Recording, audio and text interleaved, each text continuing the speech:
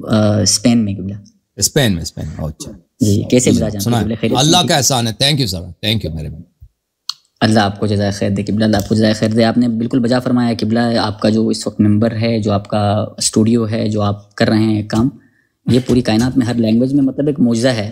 مگر عوام کو اگر یہ بات اس کا سمجھ نہیں ہے, سپورٹ نہیں کر رہے ہیں لوگ, تو پھر وہ اللہ کو اور ائمہ علیہ السلام کو جواب دہ ہیں کہ وہ جو اپنی زندگیوں میں کرتے ہیں. جب موقع ملا ہے ان کو کہ ہر لینگویج کے اندر ایک تشہیر ہو رہی ہے ائمہ علیہ السلام کے پیغام کی, اگر لوگ نہیں کرتے ہیں تو انہوں نے اللہ اور اللہ کے رسول صلی اللہ علیہ وآلہ وسلم کو اس حوالے سے جواب دینا ہے.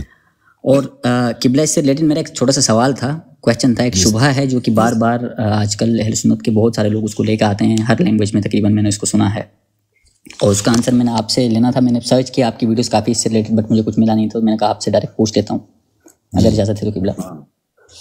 قبلہ وہ ایک اصول کافی کی ایک حدیث ہے امام علی علیہ السلام کے حوالے سے, کہ انہوں نے کہا فقال یا معشر اہل الکوفہ لا تنکحوا الحسن فانہ رجل مثلک. تو انہوں نے جواب میں کیا کہا, کیا ہم اس کو لڑکی دے دیں گے چاہے وہ طلاق بھی دیں گے؟ بالکل بالکل بالکل بالکل. تو ان کے سوال جواب سے پتہ چل جاتا ہے کہ یہ اس کی ظاہر پہ حمل نہیں کرنا چاہیے.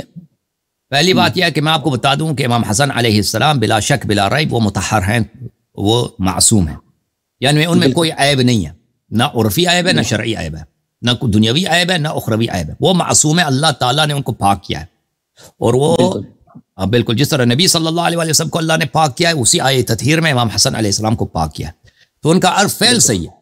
یہ تو قرآن کی نص ہے, یہ متواترات میں سے. اس کے مقابلے میں اگر ایک خبر آ جائے, اہل بیت علیہ السلام نے خود فرمایا کہ اگر کوئی ایسی حدیث ہماری آپ تک پہنچ جائے جو آپ کے دل کو نہیں لگتا, تو آپ اس کو تکذیب نہ کریں, اس کو کہتے ہیں کہ بھئی یہ ہماری سمجھ سے باہر ہے, شاید اس میں کوئی ایسا قرینہ ہے, امام علیہ الصلوۃ والسلام کا مطلب ہمیں سمجھ نہیں آ رہا, اس کو ہم نہ تکذیب کرتے ہیں, نہ کہتے ہیں جھوٹ ہے, نہ مانتے ہیں, بھئی کہتے ہیں اس کا اصل مطلب وہ خود جانتے ہیں, اس کا اصلی مطلب ہماری سمجھ میں نہیں آ رہا, کیونکہ اس کا ظاہر جو ہے قرآن سے نہیں ملتا, یا اس کا ظاہر جو ہے ہمارے دل کو نہیں لگتا. یہ اہل بیت علیہ السلام کا فرمان. اب اس کا ظاہر بھی جو ہے وہ واضح ہے کہ کوئی اتنی بری چیز نہیں ہے کہ امام, دیکھیں جب کوئی والد, آپ پہلے سمجھیں کہ امام حسن علیہ السلام کا وہاں پہ اس معاشرے میں کیا حیثیت ہے. ان کا حیثیت ہے ایک سیلیبریٹی کی, امام حسن علیہ السلام کی ایک دینی معاشرے میں ایک اعلیٰ سیلیبریٹی کی ہے. ان کے والد صاحب حاکم وقت ہیں, یعنی خلیفہ وقت, وہ خود نواسے رسول صلی اللہ علیہ وسلم ہے, ٹھیک ہے نا. تو خود صرف یہی حیثیت, باقی کچھ اور, صرف یہی حیثیت ان کو ایک بہت ہی محبوب شخصیت بناتی ہے سب کے لیے, کہ سب لوگ اس کو پسند کرتے ہیں. اس کے علاوہ وہ بہت ہی حسین تھے امام حسن علیہ السلام, ہم شکل پیغمبر صلی اللہ علیہ وسلم تھے. اس زمانے میں سنہ 35 36 37 میں بہت سارے صحابہ زندہ تھے, وہ شہادت دیتے تھے کہ نبی صلی اللہ علیہ وسلم کا شکل انہی جیسا تھا. تو لوگ تو صدقے قربان ہو جاتے تھے نا, لوگ تو ان کے فدا ہو جاتے. اس کے علاوہ وہ بہت ہی فصیح و بلیغ تھے, اس کے علاوہ وہ بہت ہی مؤدب تھے, با ادب. اس کے علاوہ وہ بہت جواد کریم تھے, اس کے علاوہ بہت شجاع تھے, اس کے علاوہ وہ بہت زاہد اور تقی تھے, با نماز تھے. تو حالت جب یہ تھی, تو امام اس حالت کو دیکھ کر کے لوگ ان سے اتنے پسند کرتے ہیں. امام علی علیہ السلام ان کی فضل ظاہر کرنے کے لیے, ان کا مقام مرتبہ کہ دیکھیں کہ میرے بیٹے سے لوگ کتنی محبت کرتے ہیں. ہر ایک کی دلی خواہش یہی کہ میرا داماد ہو, ٹھیک ہے نا. ہر ایک یہی چاہتا ہے کوفے والے کہ ہماری بیٹی سے کاش اس کی شادی ہو جائے. اس بات کو ظاہر کرنے کے لیے, وہ اپنے بیٹے کی فضیلت ظاہر کرنے کے لیے اور اپنی محبت ظاہر کرنے کے لیے, وہ کہتے ہیں یہ مطلاق ہے, ان کو بیٹی نہ دو. سامنے والے لوگوں کو بھی پتا ہے, مخاطبین کو بھی پتا ہے کہ امام علیہ السلام سیریس نہیں ہے, یہ سیریس نہیں ہے. کیونکہ اگر سیریس ہوتے ہیں تو یہ تو شرعی حکم ہے, کہتے ہیں کہ بھئی ٹھیک ہے بھئی امام نے حرام کر دی تو ہم بیٹی نہیں دیں گے نا. ان کو بھی پتا ہے کہ یہ ظاہر مراد نہیں ہے, اس کی حقیقت کچھ اور ہے.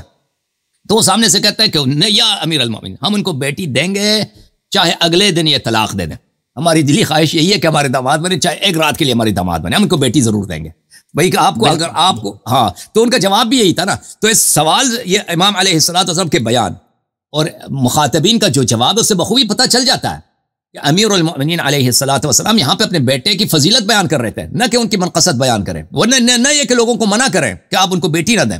ان کی نیت یہ نہیں ہے. نیت یہ ہے کہ امام حسن علیہ السلام سے سب لوگ محبت کرتے ہیں, سب لوگ ان کے فدائی ہیں. یہ نوجوان اتنا خوبصورت, فرزند رسول, فرزند امیر المؤمنین علیہ السلام, جواد, تقی, کریم, عالم, با تقوی, زاہد, خوش اخلاق, مؤدب, کاش یہ ہمارے داماد بنے نا. سب لوگ اسی کو چاہتے ہیں. یہ اسی کو ظاہر کرنے کے لیے مولا علیہ السلام نے یہ جملے کہے ہیں. یہ اپنے بیٹے سے اظہار محبت ہے. سمجھ میں آئی نا بات؟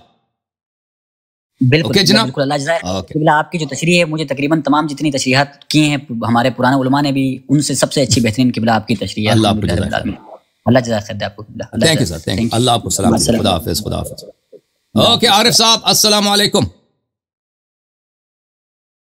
مسٹر عارف اٹھ جاؤ بھائی، بات کرو. کہاں سے کال فرمایا عارف صاحب؟ ایک منٹ میں مائک اپنا مائک کھولتے ہیں. مسٹر عارف کا مائک کھول دو. مائک تو کھلا ہوا ہے، چاہے بات کریں نا.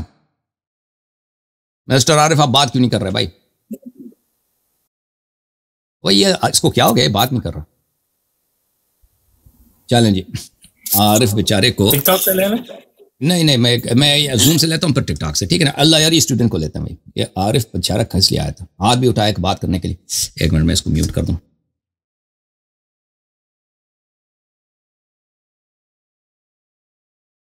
ایک منٹ بھائی.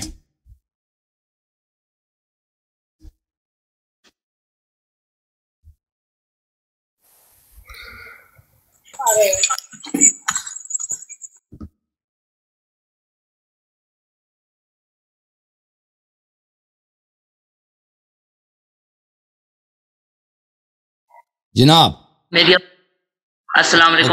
علیکم السلام بھائی صاحب، کیسے ہیں؟ خیریت سے ہیں؟ ایک الحمدللہ سر، میں الحمدللہ. کافی عرصے سے آپ سے بات ہو. الحمدللہ میں سنی گھرانے سے پیدا ہوا، پھر آپ کی بات سن کر اور جو اتنی منطقی باتیں ہوتی تھیں اس کو سن کر میں نے الحمدللہ اہل بیت کا مذہب اپنایا. تو کچھ سوالات تھے. آج کل آپ کو پتہ ہے پاکستان کے اندر یہ جو غلات ہیں بہت زیادہ ہو گئی ہیں اس کی بیماریاں. تو کچھ اس حوالے سے ایک سوال آپ سے پوچھنا تھا کہ کیونکہ ابھی تک میں نے جن سے پوچھا انہوں نے تو صحیح جواب نہیں دیا. آپ یہ بتائیں کہ جو ہم سورہ ہود پڑھتے ہیں، سورہ ہود میں نا قوم نوح کا واقعہ بیان ہوا ہے، تو اس کی آیت نمبر 49 کے اندر اللہ تعالیٰ فرماتا ہے کہ تلک من انباء الغیب نوحیھا الیک. مطلب یہ غیب کی خبریں ہیں جو ہم آپ کی طرف پہنچا رہے ہیں. ما کنت تعلمھا انت ولا قومک من قبل ھذا. یہ جب کہا نا کہ اس سے پہلے تم نہیں جانتے تھے، تو ذاکرین یہاں پہ کہتے ہیں کہ جی وہ پتہ نہیں کہتے ہیں کہ قوم نوح کی بات کر رہے ہیں یا فلاں کی بات کر رہے ہیں، یہ نبی پاسم کی بات نہیں ہو رہی، جبکہ ضمیر حالانکہ نبی پاسم کے اور کہف کے اور نہ تمہاری قوم. تو اس کی کیا حقیقت ہے؟ آپ تو دیکھیں نبی صلی اللہ علیہ وسلم کی نبوت اللہ کی جانب سے ہے نا. اللہ کے ان کا وعلمک ما لم تکن تعلم، قرآن کی آیت ہے کہ اللہ تعالیٰ نے وہ باتیں آپ کو بتائی جو پہلے آپ کو نہیں پتہ تھی. ٹھیک ہے نا. اب یہ باتیں کب ان کو سکھائی ہے، یہ باتیں کب سکھائی ہمیں نہیں معلوم.